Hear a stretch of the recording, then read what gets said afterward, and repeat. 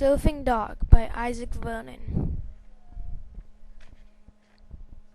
To teach a dog to surf, you first need to find a dog and a surfboard by a river. Then you have to teach it to dog paddle and stand up on the board in the water. If it succeeds, build it a house out of dog bones and crunchy dog treats. That will motivate it. Then you have to try it all together in the ocean.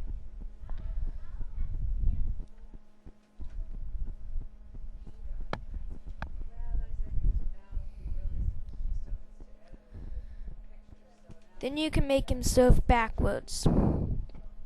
If he does well, then your dog is ready to surf anywhere. Credits. Pictures by Isaac Vernon. Directed by Isaac Vernon. Story by Isaac Vernon. Sound by Isaac Vernon. Special thanks to Nancy Vernon. Inspiration, Scooter Vernon. The end.